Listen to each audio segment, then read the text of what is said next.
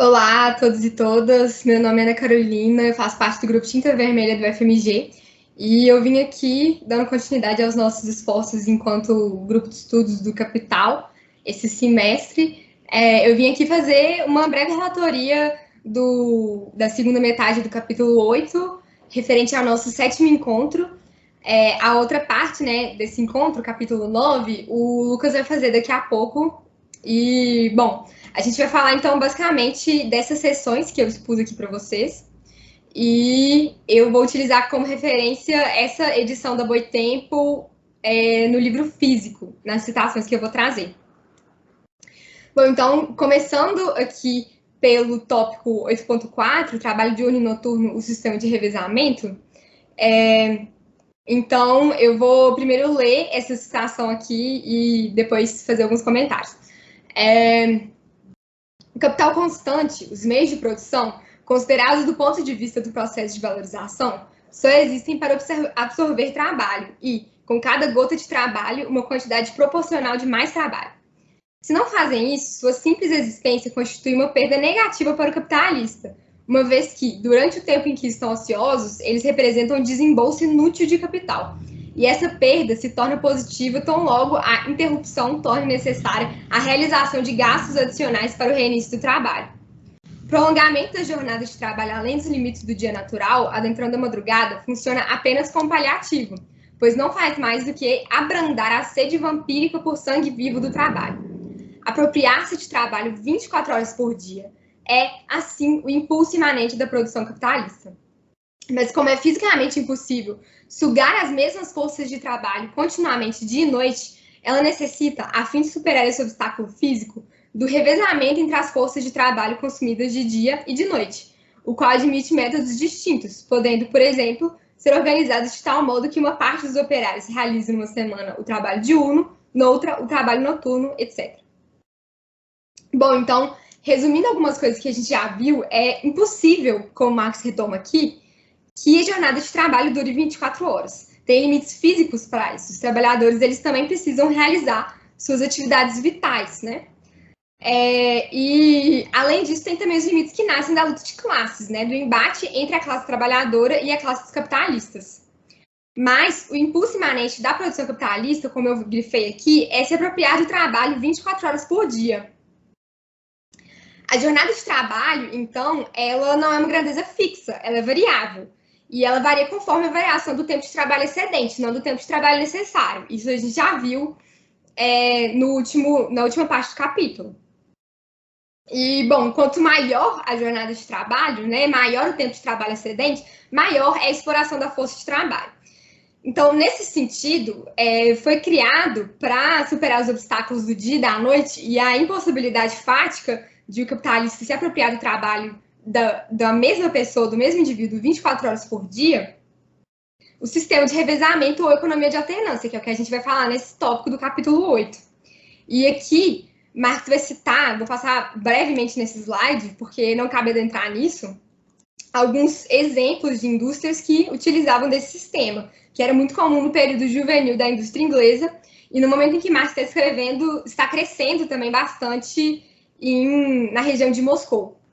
E nessas indústrias que o Marx vai exemplificar, o processo de trabalho como um todo funciona 24 horas por dia, a partir desse sistema de revezamento. E neles vão trabalhar homens, mulheres, crianças, e de ambos os sexos, 6 ou 7 dias na semana, e, em alguns casos, a partir dos 6 anos de idade.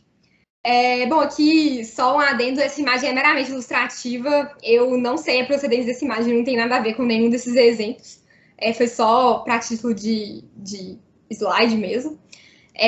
Bom, então, isso vai gerar uma série de problemas, né, para as crianças e para os trabalhadores. Aí aqui, o Marx, ele traz um depoimento, né, além de documentos oficiais, esqueci a palavra, mas são documentos oficiais dos fiscais do trabalho nas indústrias, ele vai trazer também esse depoimento dos senhores Sanderson, dessa companhia Sanderson Bros Company, que fazem uma militância bem ativa contra a proibição do trabalho noturno infantil, porque eles utilizavam esse sistema de revezamento pautado no trabalho noturno infantil e de adolescentes, e eles acham um absurdo qualquer restrição para isso. E aí o Marx vai fazer um comentário acerca dessa justificativa do Sanderson, que é um comentário bem interessante. Em outras palavras, o Marx está falando, os senhores Sanderson teriam de pagar com seu próprio bolso uma parte dos salários dos trabalhadores adultos, em vez de pagá-lo com o trabalho noturno dos jovens. Nesse caso, o lucro dos senhores Sanderson cairia um pouco. E essa é a boa razão sandersoniana para que os jovens não podem aprender o ofício no turno do dia. Isso porque eles estavam falando que os jovens eles precisavam do trabalho noturno, porque senão eles não iam aprender com os demais adultos que estavam no trabalho noturno. E aí o Marx está falando assim, não, eles não podem passar isso para eles aprenderem na parte do dia, porque basicamente o lucro deles ia cair. Ademais, isso faria com que esse trabalho noturno regular recaísse sobre os adultos, que agora se revezariam com os jovens, e aqueles não suportariam. Em suma, as dificuldades seriam tão grandes que provocariam, muito provavelmente, a supressão total do trabalho noturno. No que diz respeito à produção de aço propriamente dita, diz E.F. Sanderson, isso não faria, porém, a menor diferença. Mas os senhores Sanderson têm mais o que fazer do que fabricar aço. A produção de aço é mero pretexto para a produção de mais valor. Os fornos de fundição, as oficinas de laminagem, etc., os edifícios, a maquinaria, o ferro, o carvão, etc., têm mais a fazer do que se transformar em aço. Eles estão lá para sugar mais trabalho, e naturalmente sugam mais em 24 horas do que em 12. E que o Marx está comprovando esse impulso imanente do capital. E ele está trazendo algumas questões que a gente já trabalhou nos outros capítulos. Então, por exemplo, o que importa aqui não é o que vai estar sendo produzido, não é o valor de uso da mercadoria, mas é o valor que está sendo extraído, né? Então, não importa o produto que eles estão produzindo, porque eles estão lá objetivamente para sugar mais trabalho, eles estão lá para produzir mais valor. Bom, então assim, já dá para a gente passar para o próximo tópico, que o Marx aqui adentra a luta pela jornada normal de trabalho. Leis compulsórias para o prolongamento da jornada de trabalho na metade do século XIV ao final do século XVII. Bom, então eu vou começar com uma citação novamente. Que é uma jornada de trabalho? Quão longo é o tempo durante o qual o capital pode consumir a força de trabalho cujo valor diário ele paga? Por quanto tempo a jornada de trabalho pode ser prolongada além do tempo de trabalho necessário à reprodução da própria força de trabalho? A essas questões, como vimos, o capital responde: a jornada de trabalho contém 24 horas inteiras, deduzidas as poucas horas de repouso, sem as quais a força de trabalho ficaria absolutamente incapacitada de realizar novamente seu serviço. Desde já, é evidente que o trabalhador, durante toda a sua vida, não é senão força de trabalho, razão pela qual todo o seu tempo disponível é, por natureza e por direito, tempo de trabalho, que pertence, portanto, à autovalorização do capital. E aqui ele continua. Tempo para a formação humana, para o desenvolvimento intelectual, para o cumprimento das funções sociais, para relações sociais, para o livre jogo das forças vitais físicas e intelectuais, mesmo tempo livre do domingo e até mesmo no país do sabatismo, é pura futilidade. Mas, em seu impulso cego e desmedido, sua voracidade de lobisomem por mais trabalho, o capital transgride não apenas os limites morais da jornada de trabalho, mas também seus limites puramente físicos. Ele usurpa o tempo para o crescimento, o desenvolvimento e a manutenção saudável do corpo, rouba o tempo requerido para o consumo de ar puro e de luz solar, avança sobre o horário das refeições e os incorpora, sempre que possível, ao processo de produção, fazendo com que os trabalhadores, como meros meios de produção, sejam abastecidos de alimento do mesmo modo como a cadeira é abastecida de carvão e a maquinaria de graxa ou de óleo. O sono saudável necessário para a restauração, renovação e revigoramento da força vital é reduzido pelo capital a não mais que um mínimo de horas de torpor absolutamente imprescindíveis ao reavivamento de um organismo completamente exaurido. Por fim, a gente tem aqui que a produção capitalista prolonga o tempo de produção do trabalhador durante um certo período, mediante o encurtamento do seu tempo de vida. Bom, então aqui a gente tem mais uma vez, como Marx traz, que essas pessoas nessa relação capitalista, elas são coisificadas, né? Aqui o indivíduo ele é reduzido à força de trabalho e ele é reduzido a praticamente uma máquina que é abastecida e o tempo livre é justamente para abastecer apenas as necessidades vitais para ele poder se revigorar e trabalhar mais. E de modo que o capitalista aproprie ao máximo uma quantidade cada vez maior de trabalho excedente. E, bom, aí o Marx vai fazer algumas comparações com o mercado de trabalho e o mercado de escravos, mas aqui ele não adentra muito nisso, ele só faz umas críticas, né, a essa liberdade que se tem dentro do capitalismo, que é uma liberdade necessária, mas é uma liberdade que se coloca para que se venda a sua força de trabalho, né? A gente já viu isso. E aqui ele está tratando como o capital não tem a menor consideração pela saúde do trabalhador e pela duração da vida dele, a menos que seja forçado pela sociedade a ter esse mínimo de consideração. Ele nega o sofrimento dos trabalhadores. Então, até mesmo o tempo livre do domingo e no país de sabatismo, né, é pura futilidade aos olhos do capital. E isso não depende da boa ou má vontade do capitalista individual. A livre concorrência ela vai impor as leis imanentes da produção ao indivíduo como leis externas inexoráveis. Então, isso são leis que realmente não dependem do tanto que o capitalista é bonzinho ou do mal. Isso é um movimento que é necessário para a força de produção, senão ela não se mantém. E aí o Marx vai trazer como esse processo, de forma alguma, ele vai se dar de uma forma pacífica. Esse processo de extração da força de trabalho e de determinação da jornada de trabalho é um processo um processo histórico que vai ser embebido na luta de classes. E como a jornada de trabalho, o tempo da jornada de trabalho, né, por isso, ele vai ser determinado a partir da luta de classes.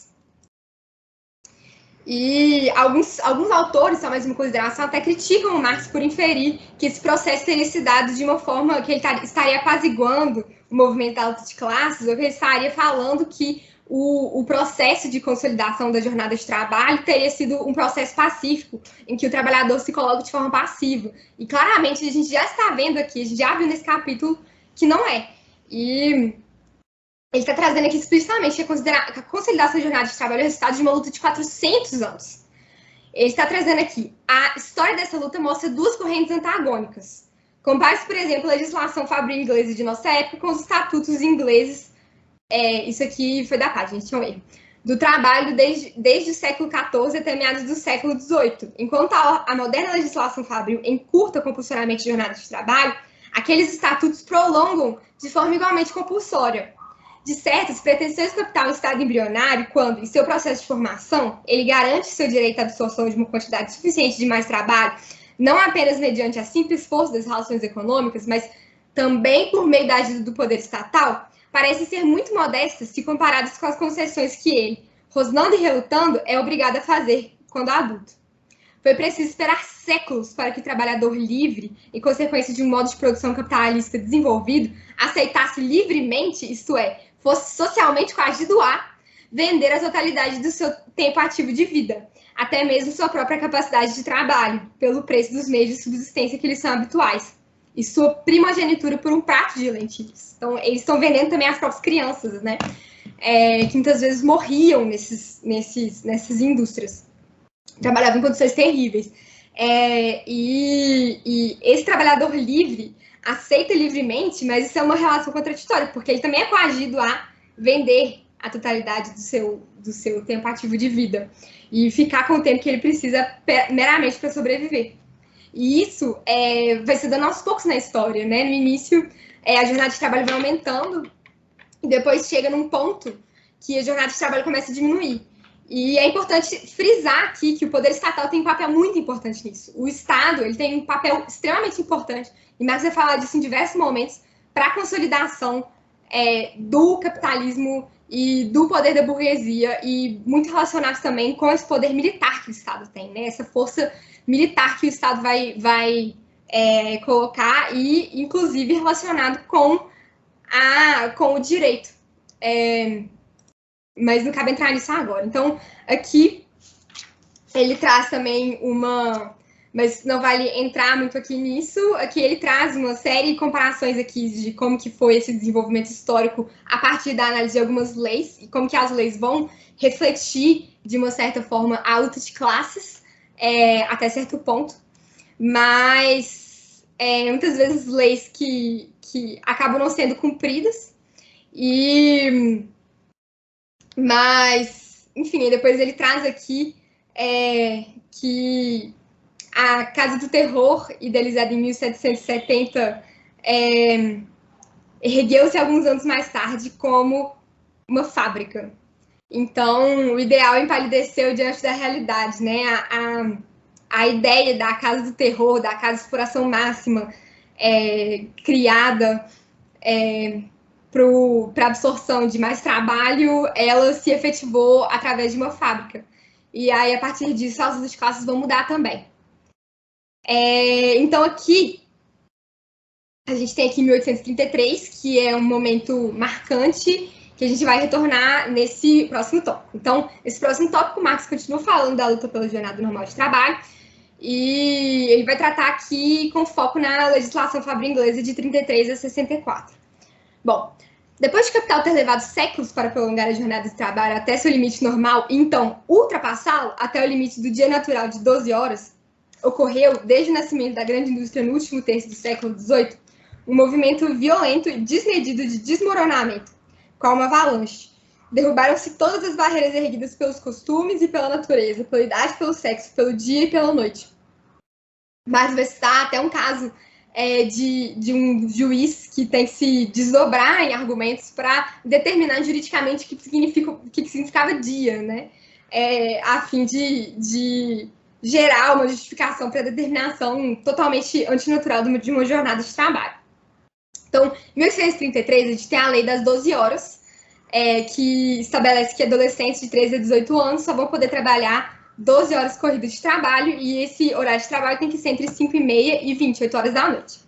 É proibido o emprego de menores de 9 anos e trabalho noturno para menores de 18 anos. Essa é uma lei inglesa, né? Ressaltando aqui, a gente está analisando a Inglaterra enquanto forma típica de identificação do capitalismo. E, bom, essa lei vai ficar inalterada até 44. Em 1834, o menor de 11 anos não vai poder mais trabalhar mais de 8 horas. Em 35, menor de 12 anos. E 36, menor de 13 anos. Esse processo aqui está refletindo um movimento muito grande de luta de classe. Bom, só que teve um problema de cumprimento. A lei de 1833, ela não estava sendo cumprida, e os inspetores de fábrica denunciaram isso.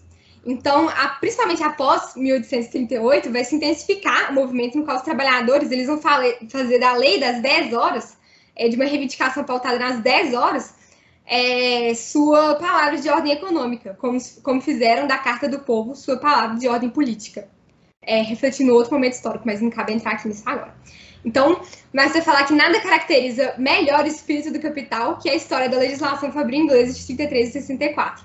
A gente tem aqui, né, continuando o nosso processo histórico, em 44, a Lei Fabril vai adicionar mulheres maiores de 18 anos na proteção das 12 horas, que, como vocês já deviam lembrar, é só crianças e adolescentes. Depois, a jornada de jovens e trabalhadoras vai ser reduzida para 11 horas. E aí, em 48, vai ser reduzida para 10 horas, que é a famosa Lei das 10 horas que eles estavam querendo defender. Então, a burguesia, ela vai ficar maluca, assim, vai fazer uma militância, uma litigância extremamente intensa, inclusive cooptando trabalhadores para atuar nesse sentido, mas eles não vão conseguir revogar a lei. E aí Marx fala, né, após essas amigáveis demonstrações, o capital, depois de perder nesse momento, né, e não conseguir revogar essa lei, o capital vai dirigir sua revolta por um caminho que correspondia à letra da lei de 1844, sendo, portanto, legal. Com a mais o que é esse movimento, né? Com a mais extrema frieza, deixaram claro aos inspetores que se colocavam acima da lei e reimplantariam o antigo sistema, por sua própria conta. E diziam agir no interesse dos próprios mal aconselhados trabalhadores, a fim de pagar-lhes salários maiores. Mas, para que servia todas aquelas intimações do tribunal, se estes, os county magistrates, os absorviam, nesses tribunais, os próprios senhores fabricantes sentavam-se para julgar a si mesmos. Bom, então, os burgueses aqui, eles estão procurando meios de burlar essa questão dentro da própria letra da lei. Mas mesmo assim, isso nem precisava ser uma preocupação tão grande, porque quando eles iam para o tribunal, eles eram absolvidos. Então, mesmo se chegasse uma denúncia, que já era difícil de chegar, dos inspetores, que os burgueses não estavam cumprindo a determinação legal, eles iam chegar no tribunal e eram eles mesmos que iam julgá-los. Então, assim, eles iam julgar a si mesmos, né? Então, também não adiantava, porque eles não estavam sofrendo nenhuma sanção. Essa revolta, que é a revolta do capital, foi finalmente coroada pela sentença de um dos 4 tribunais superiores da Inglaterra, Court of Exchequer, sei lá, que num dos casos levados a ela decidiu em 8 de fevereiro de 1850 que os fabricantes haviam agido de fato contra o sentido da lei de 44, mas que essa mesma lei continha certas palavras que a tornavam sem sentido. Com essa decisão, a lei das 10 horas estava revogada, né? Finalmente uma vitória dos capitalistas contra os trabalhadores. Uma massa de fabricantes que até então estava receando aplicar o sistema de revezamento a adolescentes e a trabalhadoras, agora se agarraria a ele com as 2 mãos. Né? Então, se ainda tinham fabricantes que estavam hesitantes com essa aplicação por causa da legislação, agora eles vão aplicar totalmente. E esse triunfo, aparentemente definitivo do capital, seguiu imediatamente a uma reviravolta. É lógico que essa derrota trabalhista não vai ser de graça. Os trabalhadores haviam até então oferecido uma resistência passiva, ainda que inflexível e diariamente renovada. Então, os trabalhadores eles vão se revoltar com relação a isso também. E a igual exploração da força de trabalho é o primeiro direito humano do capital. Sob essas circunstâncias, os fabricantes e trabalhadores chegaram a um compromisso que recebeu o selo parlamentar na nova Lei Fabril Adicional de 1850. A jornada de trabalho para jovens e mulheres foi prolongada de 10 para 10 horas e meia, diminuída para 7 horas e meia aos sábados. Com isso, pôs fim de uma vez por todas ao sistema de revezamento. Para o trabalho infantil, continua em vigor a Lei de 44. Bom, então aqui o Marx, ele está trazendo, né, em vários momentos, como que essa luta de classes vai colocando, como que cada agente ele vai tendo certos movimentos que são influenciados por uma série de questões. Então, é uma análise histórica muito interessante e muito importante. Parece que ele está fazendo uma grande digressão, mas ele está demonstrando como certas categorias estão colocadas aqui, certas categorias que a gente já trabalhou. E está demonstrando algumas coisas também que ele vai fazer referência mais para frente. Aqui eu trouxe um pequeno adendo sobre as branquearias do ar livre, mas acho que nem preciso de entrar com relação a isso, mas é só um local de trabalho que Marx exemplifica, em que as mulheres, principalmente, eram extremamente exploradas. Então, Marx faz exemplos, inclusive, para falar dessa determinação legal, ele traz exemplos, inclusive, ao mercador de Veneza, né? Que muitas vezes os capitalistas, para tentar burlar a lei, eles falavam que o trabalho noturno de adolescentes, depois de mulheres também, ele não estava incluso dentro da determinação legal. Então, enfim, eles iam arranjando formas de tentar burlar esse sistema, né? Que, de qualquer forma, também não adiantava nada, porque eles iam no tribunal e eram absolvidos. Então, aqui, continuando sobre a luta pela jornada normal de trabalho, vamos ver a repercussão da legislação fabril inglesa em outros países. Então, aqui a gente estava falando da Inglaterra, né? Aqui a gente vai falar que a Inglaterra não é um país isolado, né? Então, movimentos da luta de classe que estavam acontecendo na Inglaterra, eles também vão refletir em outros lugares. E, bom, durante a primeira metade do século XIX, o Marx está falando aqui que o controle da força de trabalho vai aparecer como mera legislação de exceção. A legislação depois vai ser obrigada a se livrar de seu caráter excepcional, onde ela é aplicada como casuística romana, como na Inglaterra. Então, primeiro, o controle, as fábricas, né, eram uma exceção também. Então, e depois, o negócio vai se expandindo, né, e depois também outras casas de execução de trabalho começam a se comportar enquanto fábricas. E aí deixa de ser legislação de exceção. E Bom, também está falando que a história da regulação de jornada de trabalho, em alguns modos de produção, bem como a luta que em outras ainda se trava para essa regulação, provam palpavelmente que, quando o modo de produção capitalista atinge certo grau de amadurecimento, o trabalhador isolado, o trabalhador livre, vendedor de seu posto de trabalho, sucumbe a ele sem poder de resistência. Então, no início, a gente tem uma série de revoltas dos trabalhadores uma série de revolta, né, de diversas classes, na verdade, sociais que estavam sendo inseridas enquanto força de trabalho e trabalhadores livres. Só que, depois de um tempo, esse modo de produção se estabelece e aí são perdidas as capacidades de resistência, né? Então, os trabalhadores sucumbem, né? Que eles têm que fazer isso em determinado momento histórico. Então, aqui ele vai trazer alguns exemplos, né, de outros países. Ele vai falar um pouco sobre a França, vai falar um pouco sobre os Estados Unidos, vai falar sobre a Associação Internacional dos Trabalhadores e como que esses movimentos se deram, né? Falando aqui que ele não está falando só da Inglaterra, mas a Inglaterra, como forma típica de identificação do capitalismo, né, forma clássica, acho que é a melhor palavra, vai ser utilizada como exemplo mais frequentemente. Bom, então, aqui para o nosso último slide, para a gente terminar, porque já está ficando bem extenso. Temos de reconhecer que o nosso trabalhador sai do processo de produção diferente de quando nele entrou. No mercado, ele, como possuidor da mercadoria força de trabalho, aparece diante de outros possuidores de mercadorias. Possuidor de mercadoria diante de possuidor de mercadorias. O contrato pelo qual ele vende sua força de trabalho ao capitalista prova, por assim dizer, põe no preto e no branco, que ele dispõe livremente de si mesmo. Fechado o negócio, descobre que ele não era nenhum agente livre, que o tempo de que livremente dispõe para vender sua força de trabalho é o tempo em que é forçado a vendê-lo. Que, na verdade, seu parasita não deixará enquanto houver um músculo, um nervo, uma gota de sangue para explorar. Para se proteger contra a serpente de suas aflições, os trabalhadores têm de se unir e, como classe, forçar a aprovação de uma lei, uma barreira social intransponível, que os impeça a si mesmos de, por meio de um contrato voluntário com o capital, vender a si e suas famílias à morte e à escravidão. No lugar do pomposo catálogo dos direitos humanos alienáveis, tem-se a modesta magna carta de uma jornada de trabalho legalmente limitada, que, afinal, deixa claro quando acaba o tempo que o trabalhador vende e quando começa o tempo que lhe pertence. Quanto se mudou do que era?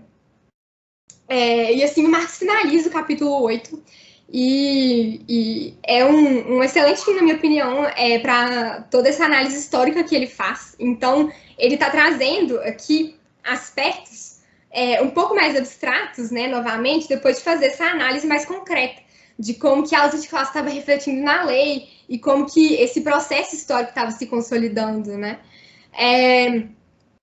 Então, o trabalhador, ele já está diferente do trabalhador que ingressou no processo de produção.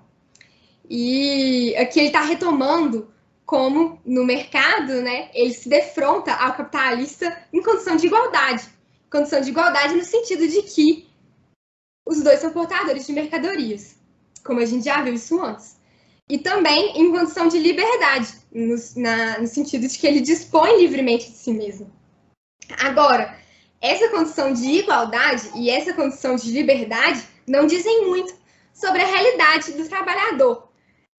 Ele ao mesmo tempo que livremente expõe sua força de trabalho, ele é forçado a vender sua força de trabalho, porque ele não tem escolha.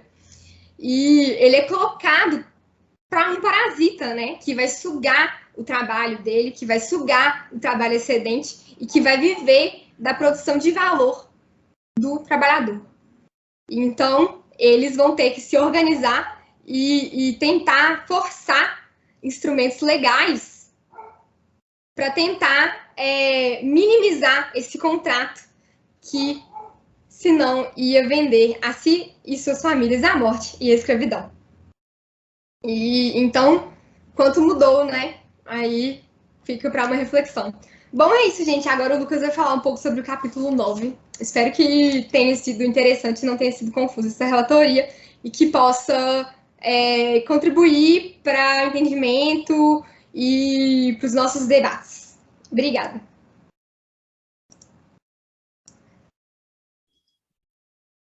Bom, gente, eu vou dar continuidade à exposição e vou tratar agora do capítulo 9, taxa e massa do mais-valor.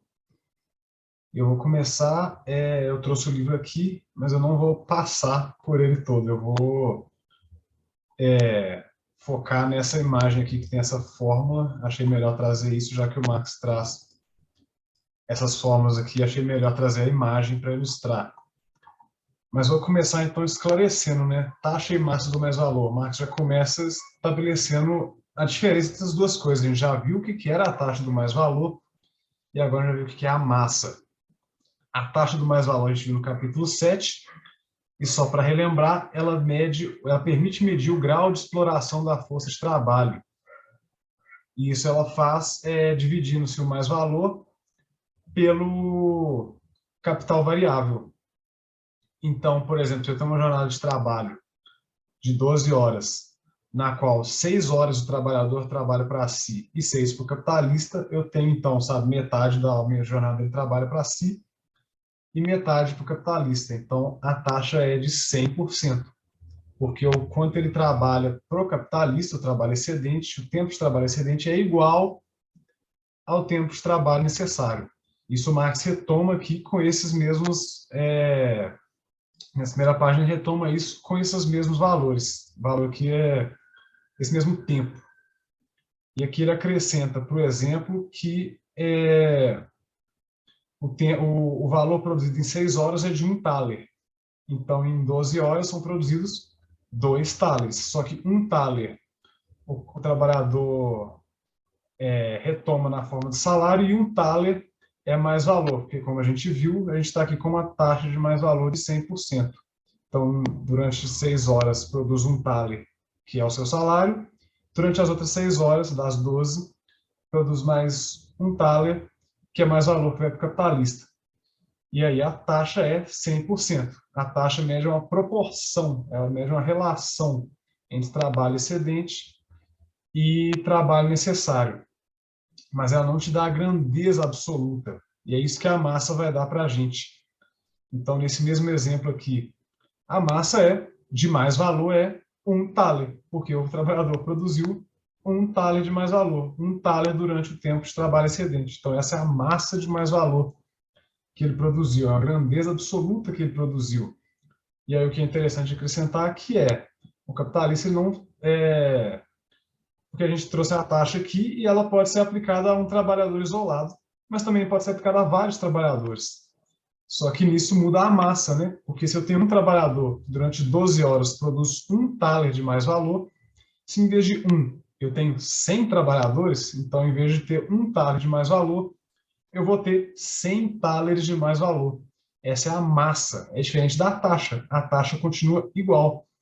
A taxa é de 100%, quer dizer, metade da jornada de trabalho os trabalhadores produzem para si e metade da jornada de trabalho eles produzem para o capitalista. Só que como eles são 100 trabalhadores, cada um produz 1 thaler de mais valor, a massa de mais valor vai ser de 100 thalers.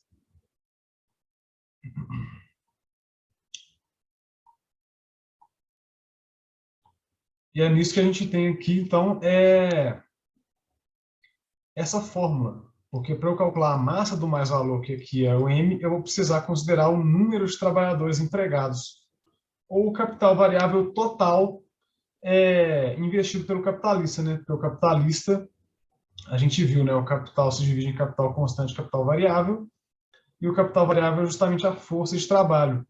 E se o capitalista emprega uma multiplicidade de trabalhadores, vai ser o número total desses trabalhadores que vai determinar o valor do capital variável total empregado. Então, ele dá aqui duas formas que são, no fim das contas, equivalentes, porque as duas servem para expressar a massa de mais valor, a massa como um todo.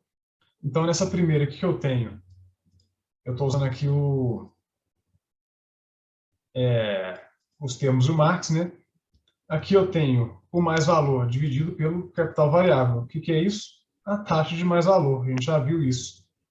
Multiplicado pelo capital variável total empregado. Como eu acabei de falar, o capital variável total empregado é o valor total que o capitalista investiu na força de trabalho. Então, é soma do valor da força de trabalho de todos os trabalhadores que o capitalista emprega. Então, ele já leva em conta aqui essa quantidade de trabalhadores que o capitalista emprega. E aqui já em termos de valor, porque o capital variável é o valor que o capitalista investe. Então, esse valor total, que expressa o valor da força de trabalho da soma dos trabalhadores empregados, multiplicados pela taxa de mais-valor, vai ter como resultado a massa de mais-valor. Então, é exatamente aquilo que eu falei, né? Vou dar a outra forma antes de voltar no exemplo. Porque aqui eu tenho algo semelhante, né? Eu tenho o trabalho excedente dividido pelo trabalho necessário, ou seja, o mesmo que a taxa de mais-valor, vezes o valor da força de trabalho individual, vezes o número de trabalhadores empregados. Isso vai dar a massa de mais-valor. Então, voltemos ao exemplo inicial. Eu tenho uma jornada de trabalho na qual, de 12 horas, 6 horas de trabalho excedente, na qual se produz mais valor, então o M aqui e o A linha aqui, né, o trabalho excedente, e eu tenho 6 horas de trabalho necessário, né? Então, de capital variável individual, o Vzinho aqui, e o A aqui embaixo. Se eu divido um pelo outro, o que eu tenho? A taxa de mais-valor individual. No caso, 100%. Então, o trabalhador trabalha metade do tempo para si, metade para o capitalista, nesse exemplo, né? Da jornada de 12 horas, 6 horas para si, 6 horas para o capitalista. Tem a taxa do mais-valor, quer dizer, metade do que ele trabalhar vai para ele, metade para o capitalista. Multiplicado aqui, nesse caso, pela força de trabalho, pelo valor da força de trabalho. Porque, né? O trabalhador ele vai ser empregado por um determinado tempo durante o qual ele reproduz, durante o trabalho, a força de trabalho pela qual ele recebe o salário dele. Então, no caso aqui, a gente viu que é um thaler para ele, durante as 6 horas de tempo de trabalho necessário, multiplicado pelo número de trabalhadores. Quer dizer, a gente viu que no exemplo ali, o trabalhador produz um thaler para ele e um thaler para o capitalista. Um thaler é o valor da força de trabalho dele, um thaler o mais valor que ele produziu, sob uma taxa de, então, 100%. Isso é multiplicado, então, pelo número total de trabalhadores. Então, se eu tenho 100 trabalhadores e não só um, eu tenho 100 thalers de mais valor em vez de um.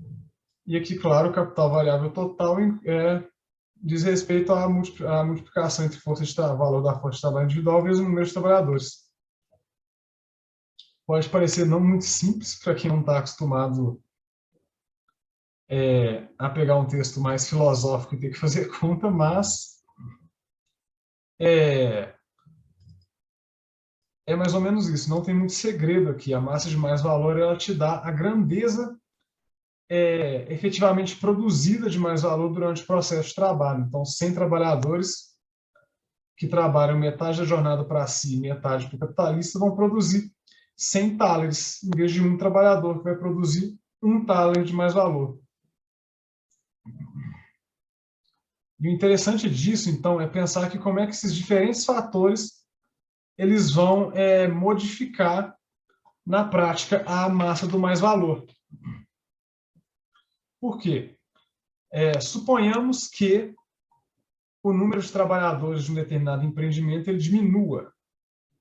Bom, a gente viu, se o número de trabalhadores diminuir, então a massa de mais valor vai diminuir, né? Se eu tenho 100 trabalhadores produzindo 100 thalers, e esse número, por exemplo, cair pela metade, agora eu tenho só 50 trabalhadores, eles vão produzir 50 thalers, em vez de 100. Então, a massa de mais valor cai. Mas, então, como é que eu compenso isso? Com os outros elementos que influenciam na massa de mais valor. Então, se eu tenho menos trabalhadores produzindo uma massa de mais valor menor, isso pode ser compensado aumentando a taxa de mais valor. Então, se eu, por exemplo, se eu mudar a proporção entre tempo de trabalho necessário e tempo de trabalho excedente, eu posso, com isso, se eu estender o tempo de trabalho excedente, eu também vou aumentar a massa de mais valor. Então, por exemplo, nesse caso aí, se eu reduzir pela metade o número de trabalhadores, eu tenho agora só 50, então eu estou produzindo metade do mais valor anterior, né? Caiu de 100 para 50 talhas de mais valor. Para eu voltar para o 100, eu teria que acrescentar nessa jornada, né? Que a gente viu a jornada de 12 horas, em que produz um talher a cada 6 horas, eu teria que aumentar ela em mais 6 horas. Então, se eu quiser produzir o mesmo mais valor de antes, de 100, eu teria que aumentar a jornada de trabalho de 12 horas para 18 horas. Então, 100 trabalhadores trabalhando 12 horas por dia, produzindo 100 talheres de mais valor, dá no mesmo do que 50 trabalhadores trabalhando 18 horas por dia, produzindo um talher a cada 6 horas. No fim das contas, os dois vão produzir, nos dois casos vai ter uma produção de 100 talheres. Então, como é que esses diferentes elementos, a taxa de mais valor, o número de trabalhadores empregados, isso influencia na massa de mais valor. E a gente vai ver que isso tem consequências em capítulos posteriores. Então, eu vou adiantar aqui algo que está no capítulo 13.